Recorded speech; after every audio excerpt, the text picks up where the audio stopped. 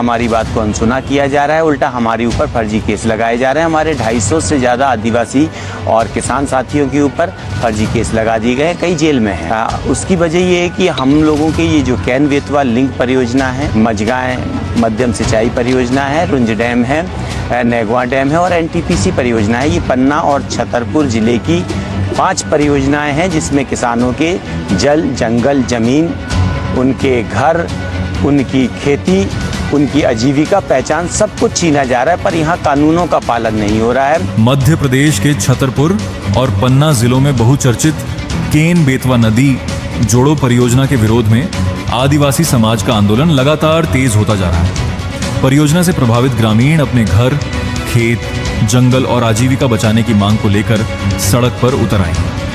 आंदोलन का सबसे भावुक और चर्चित रूप चिता आंदोलन बनकर सामने आया है। प्रदर्शनकारियों के हाथों में तख्तियां हैं जिन पर लिखा है, इंसाफ दो वरना मौत ही दे दो।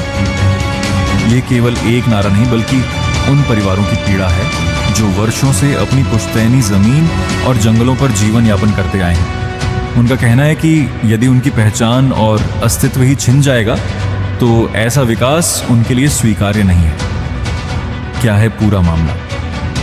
केंद्र और मध्य प्रदेश सरकार की महत्वाकांक्षी केन बेतवा लिंक परियोजना का उद्देश्य बुंदेलखंड क्षेत्र में सिंचाई, पेयजल और जल संकट का समाधान करना है। परियोजना के पहले चरण में दौधान बांध का निर्माण प्रस्तावित है।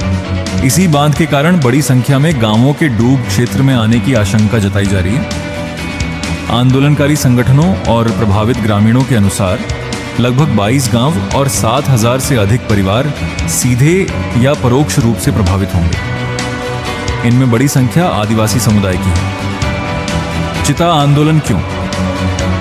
आंदोलनकारियों का कहना है कि जब न्याय पाने के सभी रास्ते बंद हो जाते हैं तब इंसान अपने दर्द को इस तरह व्यक्त करने पर मजबूर हो जाता है। प्रतीकात्मक रूप से चिता पर लेटकर वे ये संदेश दे रहे हैं कि उनके लिए अपनी जमीन, जंगल और संस्कृति खो देना जीवित रहते हुए सब कुछ खो देने जैसा है।